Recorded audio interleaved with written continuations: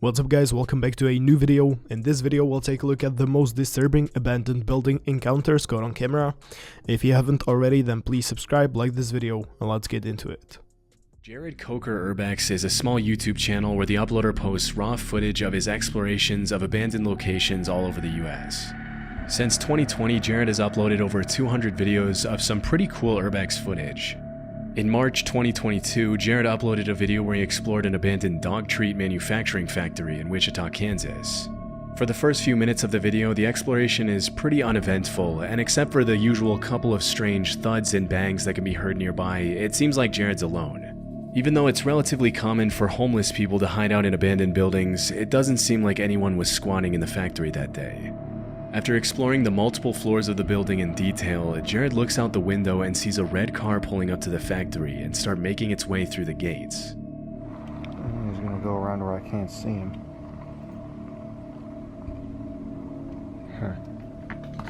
I really do gotta get out of here now.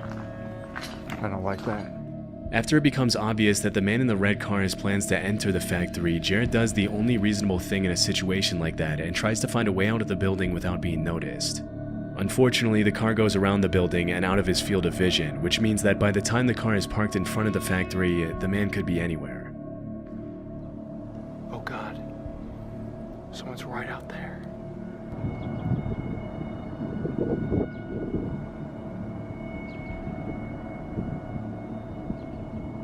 What do I do? I couldn't tell what he was holding.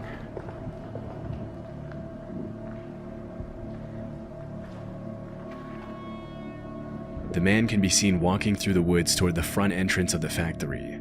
To make matters much worse, it appears as though the man has something in his hands, and from a distance, it's impossible to tell whether it's something as simple as a flashlight or a potential weapon.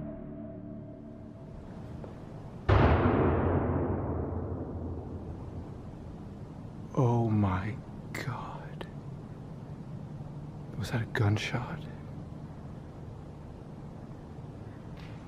I think it was. He had something in his hand too. It must have been a gun.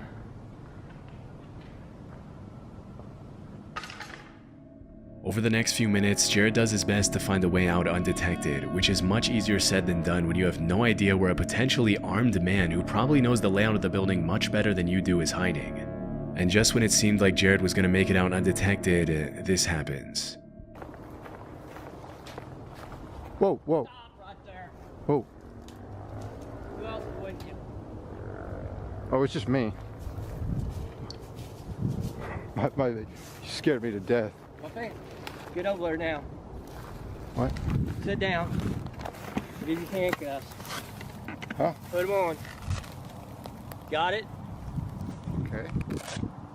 Either I can put them on or you can put them on. Take your pick. I've never put on handcuffs before. Just put them on each side of you. How's that?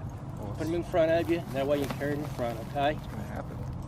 What's going to happen is the police is going to come and then you take your name and they'll get you for criminal trespassing.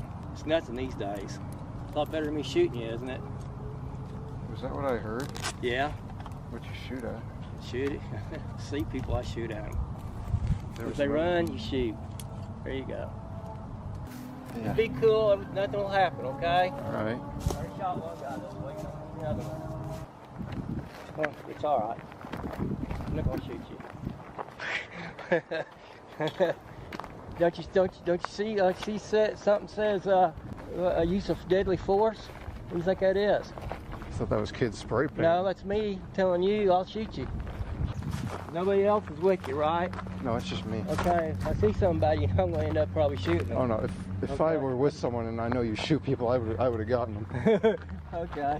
I just don't want, they say wait, they scare me, I'll shoot in a heartbeat. Yeah. I'm sorry. It's just life. The man, who appears to be an armed vigilante of some sort, pops out of the bushes just as Jared is about to leave and holds him hostage, even ordering him to put on a pair of handcuffs.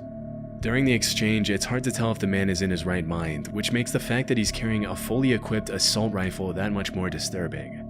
At one point in the conversation, the man orders Jared to get into his car, and at that point, Jared doesn't really have a choice. What we're gonna do is we'll throw your camera and your bag in the trunk, okay? I'll put my gun in there too. All right? We'll get in a little red car, just drive up here, set everything out, the police will come, they'll ask you for your driver's license, and they'll give you a little ticket. Although Jared didn't record the part where he got into the car out of fear that the man would freak out if he realized he was being recorded, the YouTuber later explained that the cops took an hour and a half to get there. Disturbingly, when the cops finally arrived and while they were all talking, they saw two kids go up to the factory the same way Jared had, at which point the man looked the cops dead in the eye and said that if he saw the kids inside the factory, he was going to shoot them. Unfortunately, that's exactly what happened. As Jared was being taken to the police station for trespassing, the cops got a report that two kids had been shot at the factory. Thankfully, it turned out that the man was bluffing with his weapon, which was only loaded with non-lethal pellets. But still, the kids had to be taken to the hospital to be treated for their wounds. During the investigation, the man was identified as 62-year-old Ken Thomas, and even after shooting at the two kids, he was only sentenced to 2 years probation. Since that day, Jared hasn't gone back to the abandoned factory again. I mean, that's just sick. I get that people want to protect their property, but this guy seems like he just wants to kill somebody, or shoot somebody at least. It was good that it wasn't a real weapon, but even then, it's not something a normal person would do, or at least I wouldn't. Let me know in the comments if you would, but I don't know. In 2019, a group of 5 real estate investors walked into a distressed property in the Angora neighborhood of Southwest Philadelphia. The visit to the distressed house started out pretty ordinarily, but a few minutes in, just as one of the investors was about to walk up the staircase leading to the second floor, they noticed something extremely disturbing. Look at this rock track right here. Look. The wire, right, that goes up. Look at the nail To a over knife there. system. Oh my god. Dude, that kill There. somebody, Look bro. what is there, the knife. Right there, right there. You see the wire? You don't see the knife up there? Right here. You see this wire going over here? It's going right through your heart. It's on a crutch with a knife. How'd you catch that? Based on what the investors are saying, there appears to be some sort of booby trap system built into the staircase. Had any of them followed through with walking up the staircase, a seemingly innocent house walkthrough could have turned bad very quickly. After analyzing the booby trap for a few minutes, they decided to activate it to see what would have happened to the investor if he had continued climbing the flight of stairs. Alright, here, you got it? Yeah. You send this Where you tripping? Stop at the Yeah. bottom, the step. you think? Yeah, What is it? at the step. Oh! Look at that. Yo, that straight Stop. up killed you right in the head. Look at it. Yo, that's right. No. Hold on. You need to stop more. You need to step over. Yo, that would have got you right in your neck. Oh my God! Right in his head. Yo, you gotta send head. this video. Disturbingly, the knife comes down right at the level of the investor's neck as soon as the wire is activated. It's hard to imagine what kind of psychopath would booby trap a house like that, knowing that whoever walked up that flight of stairs probably wouldn't live to tell the tale. Even though the trap was built in a very do-it-yourself kind of way with a rusted knife, some duct tape, some wire, and a crutch, the speed at which the knife was designed to come down right at neck level obviously means that whoever built it wasn't playing around and meant to do some serious damage. In the interview with NBC, the investor who recorded the whole thing mentioned that he was used to finding some pretty strange things in the distressed houses he often renovates. But even though he was no stranger to abandoned dogs, homeless people squatting, and drug houses with bags and scales, he had never been this close to losing his life, much less to a booby-trapped house. Shockingly, even after what happened, the investors still went on to explore the rest of the house, buy it, and renovate it. Fortunately, they didn't run into any more traps along the way. Yeah, I think I saw this video already, and they're very lucky that they noticed the wire before they went up there. I don't even know how they did it because I didn't see it in the video, it wasn't very obvious. But if they didn't, they would probably end up dying. I don't see how you could survive this. I just don't get why people do this. I get that they are trying to protect their property, but killing somebody over it is just not the way. Finders Beepers History Seekers is a YouTube channel where urban explorers Matt and Andy document their visits to hundreds of abandoned locations around the world.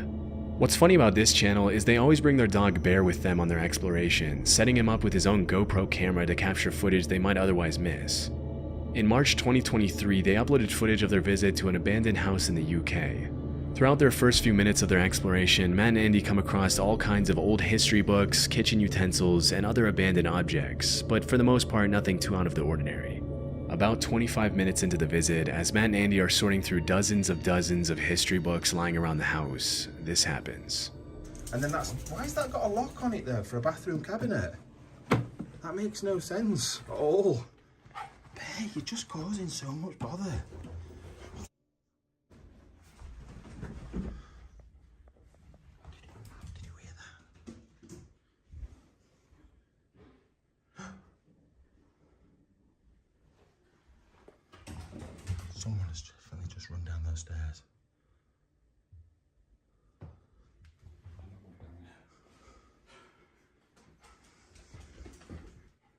Hello? Hello?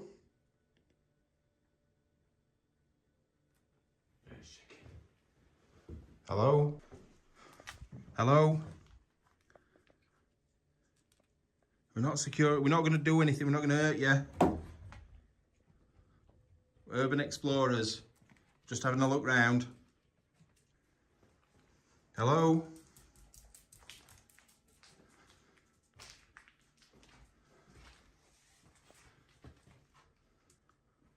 I'm gonna have to watch you back. That was definitely somebody running down the stairs. 100% that was someone running down the stairs. Pretty much as soon as they go up to the second floor bedroom, they hear what sounds like someone or something running down the stairs. It's pretty disturbing to think that someone could have been watching them the whole time, but despite their best efforts, they weren't able to find whoever it was. That's when they decided to review the GoPro footage on their dog Bear to see if it showed anything. And a bit before they heard footsteps running down the stairs, his camera caught this.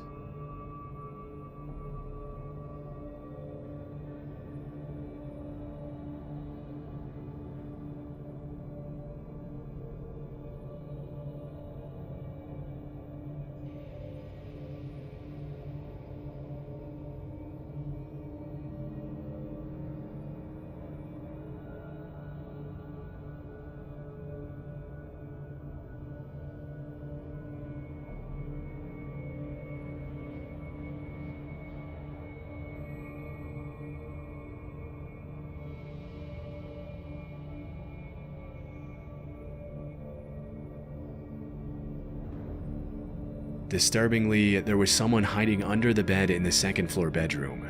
Even though it's hard to see everything clearly with the dog footage, it's pretty obvious that it was a person hiding under the bed. After the encounter, Matt and Andy continued exploring the house for another 20 minutes, and they confessed to feeling pretty on edge after leaving. To this day, they still don't know who was hiding under the bed. It's pretty likely that the guy under the bed was just a squatter who was probably more scared of them and left the house in a hurry to get some privacy. But still, it must have been incredibly chilling to review the footage and realize they were never alone. Yeah, I don't find this one so disturbing because it was probably just another person that was exploring the building and he got scared of them, so he just wanted to hide. What I actually find more disturbing is the fact that they brought their dog with them to an abandoned, dilapidated building. I mean, it's gotta be so dangerous. What if the dog just steps on a nail or falls through the floor or something? I don't know. I'm a big animal lover, so I don't take this stuff lightly. I just hope they don't do this anymore, but they probably will. Exploration Unknown is a YouTube channel owned by a guy named John who's uploaded countless videos of his urban explorations since 2016. In March 2019, John and another YouTuber explored an abandoned house where a woman had reportedly taken her life years after the death of her child.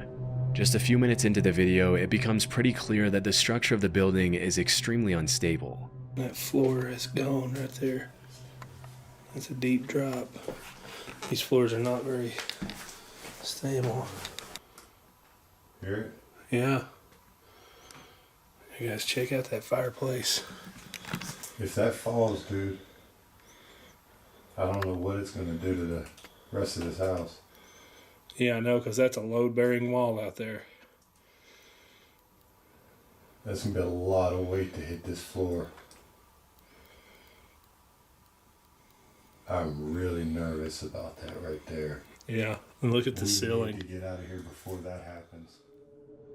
When it comes to urbex, a lot of people will talk about the risks of running into a hostile squatter, a rabid stray dog, or the cops. But one of the biggest risks when exploring unstable structures like these is falling through the floor or having the entire building collapse on you, leaving you trapped under tons and tons of rubble. Before John and Tim even get the chance to explore the rest of the house, something pretty scary that serves as a reminder of the dangers of urban exploration happens to John. Alright guys, I think we've decided to chance it. What do you think, Tim? I think we talked about it. It hasn't moved anymore. Let's just stay away from that area. Yes. Let's go back here to the room where the wife... You didn't fall through the floor, did you? No, but it cracked a little. Oh man, there's a crib in here. Oh, shoot.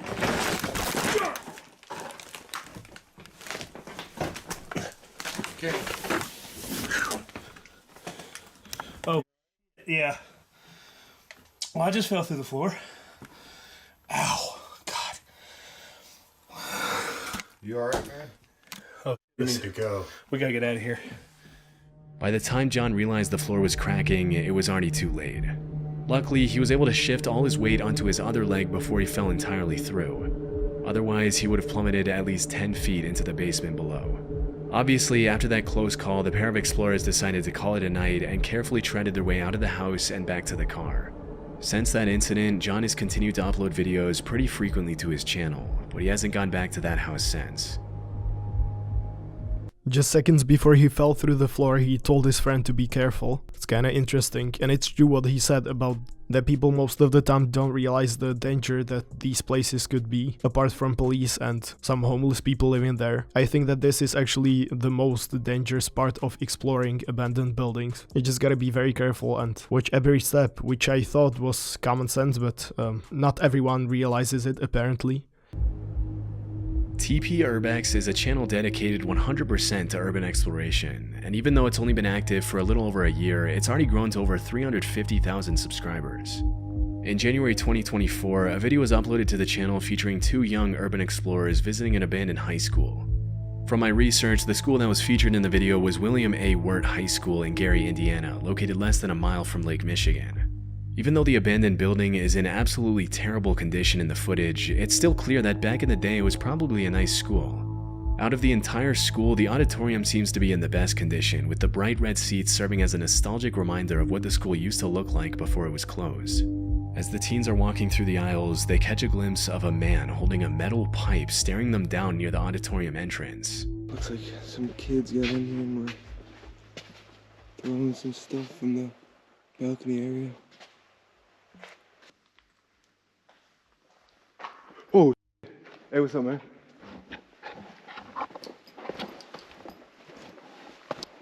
You want us to get on out of here? Hey, we'll leave, bro. We'll leave, all right? Go.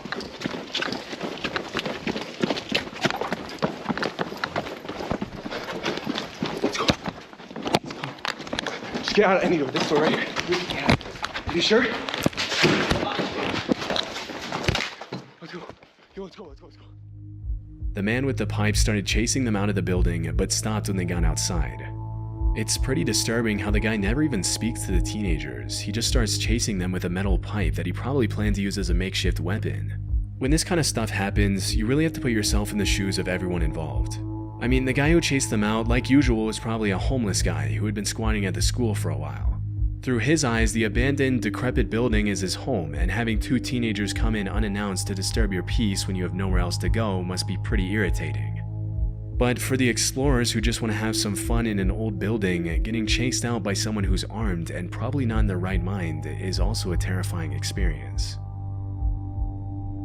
I get that it's now his home and he wants not to be disturbed, but it's not really his, it's abandoned, it probably still belongs to the city, and he can't just like grab a pipe and scare kids with it. That's not really a good excuse to be doing that stuff, but at least it seemed like he didn't really want to hurt them, he just wanted to scare them away, because he stopped when they ran out of the building.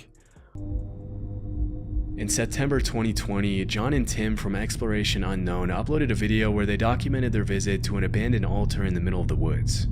From the very start of the visit, some red flags came up that John and Tim should probably have taken as invitations to leave. Where are we?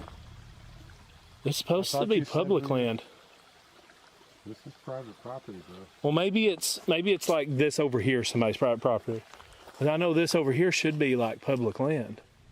After seeing the sign, it's unclear if the two explorers are on a private or a public road. But a couple of minutes later, after following the directions they were given, they got their answer. Saw something behind you. Shh. Oh God, dude, key light. Kill your light, dude. Oh my God, dude, it's a car. Shh. Hide. Dude, they were waiting. Somebody's here. Shh. Get down. Oh God, dude, we gotta get out of here. He shut that engine off. Oh God, he's getting out.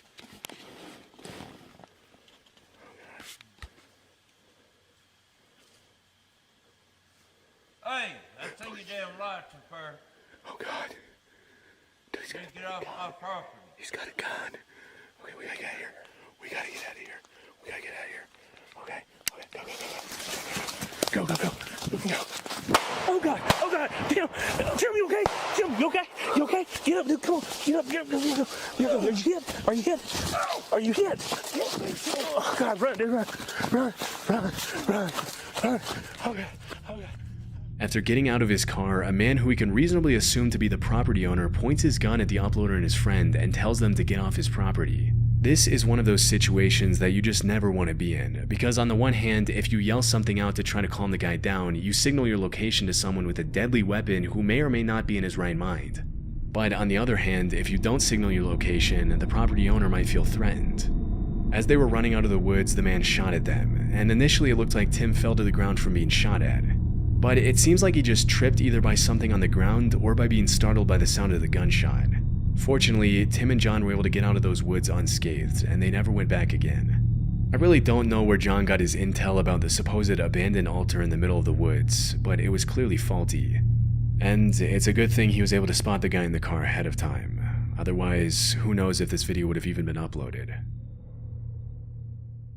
I once again just don't get why would the guy shoot at them when they were clearly running away, like he said. I again got a feeling he just wanted to shoot somebody, which seems to be pretty common in USA. Well, let me know in the comments which encounter you thought was the most terrifying. If you haven't already, then please subscribe, like this video, and I'll see you in the next one.